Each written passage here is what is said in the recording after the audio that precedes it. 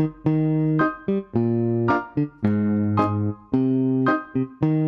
you just call that vicarious?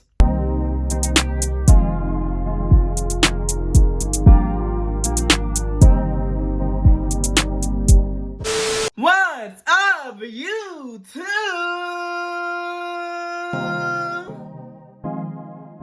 How are you guys doing today? I'm doing pretty good. I got the day off, so I'm really happy about that. Now, I know y'all saw me with this do-rag for a couple of videos, but my barber caught COVID, so yeah. If this is your first time seeing me, thank you so much for clicking on this video. Be sure to subscribe and hit that bell notification so you can be notified every time I upload a video. Now, if you read that title, before you drag me, before you come for me, just listen. You may learn something. Might take something from this video. Now, before we get into the video, I know I cannot generalize a whole group of people off of one conversation with one person, but it did give me some insight on how some DL men think. So without further ado, let's get into the video. Now, a couple days ago, I linked up with this DL guy during COVID, Devere. Yes, I know.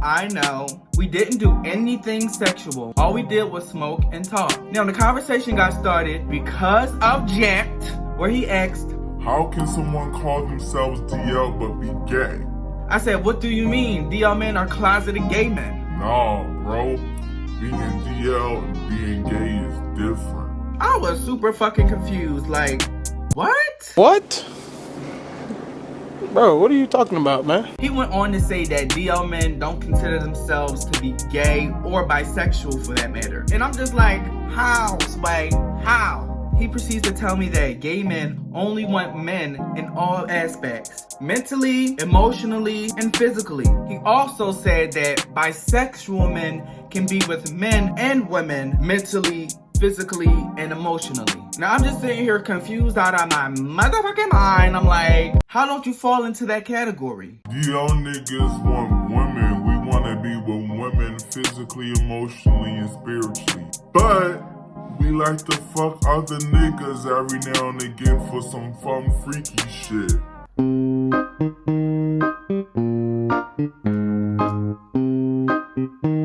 Wouldn't you just call that vicarious? No, bro. Read me the definition of vicarious. Vicarious, a person of heterosexual orientation who is interested in engaging sexual activity with someone of the same sex. Then he was like, Yeah, I guess you can call it that, then. So I'm like, why not call yourselves vicarious? Why create a separate category for yourselves? He goes on to say because society.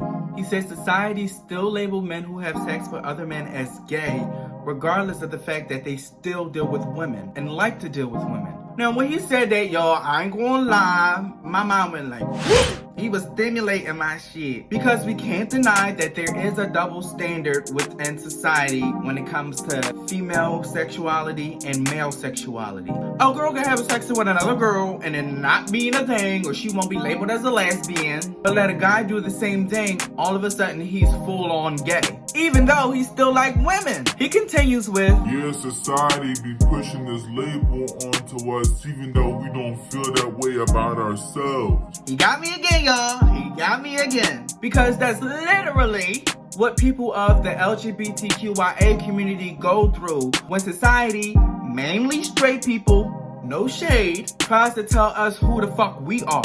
He had the first 2 rounds. He got the first 2 rounds. I'ma let him have that. I let him have it. So then in my mind, I'm like, I'm not about to let this nigga win this debate. Hell no. So I hit him with the question, why drag women into your identity crisis then? He paused for a long ass time. And in my head, I'm like, yes, bitch, you got him, you got him, you got him. He answers with, because we still love and very much want to be with women. But we know once we tell them that we like to fuck with niggas on occasion, they ain't gonna wanna be with us no more.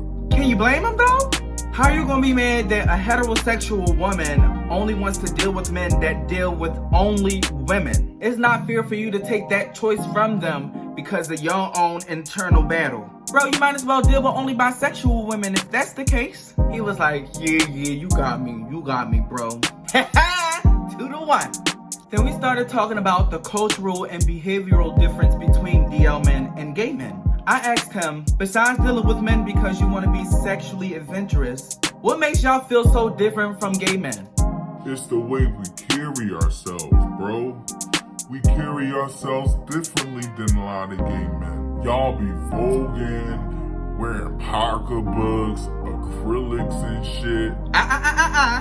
Before you go any further, that's literally a sector of the gay community. You got your gay men who want to wear pumps. You got your gay men who want to wear sneakers.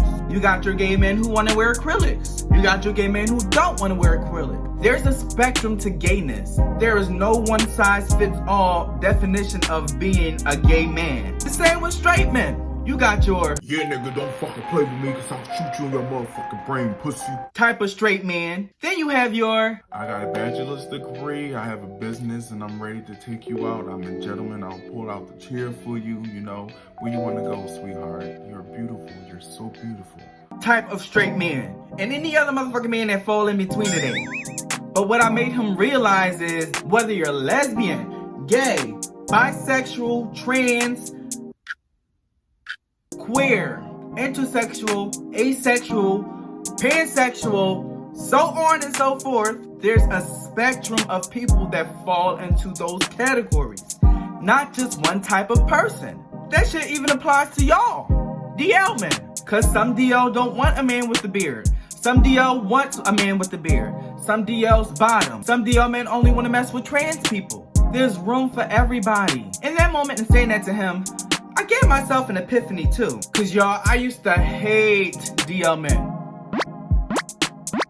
Although we try to not assimilate with it, we oftentimes measure who we are by societal standards and face value. We never actually get to take the time to actually talk to someone and allow them to tell us how they feel about themselves. He was like, "Yo, bro, you really got me thinking right now." 2 for motherfucking 2. Ding ding. I asked him again, what else makes you feel different from gay men? He said the way that they communicate with each other. Now, I didn't know this. Call me late to the party. I don't give a fuck. But DL men speak in codes so that they can identify other DL men. Now, he didn't tell me what the codes were. I guess he didn't want to reveal too much. But it still amazed me that they created their own language just like us gay men have. By this time, I was ready to leave because the motherfucker was tired. I wanted to go home and get in my bed. But before I left, I asked him another question. Why do y'all dislike gay men so much?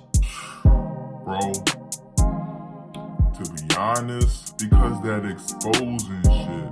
We was cool to fuck with gay niggas before, you know? We was cool with that. But when y'all started exposing us and shit, we was like, nah, not no more. I'm like, y'all, I never exposed a motherfucking soul. And never would do that anyway, cause to me, I feel like that's crossing a line. I can't say the same for other gay people, but if you wanna find out if your nigga fuck with other niggas, don't ask me.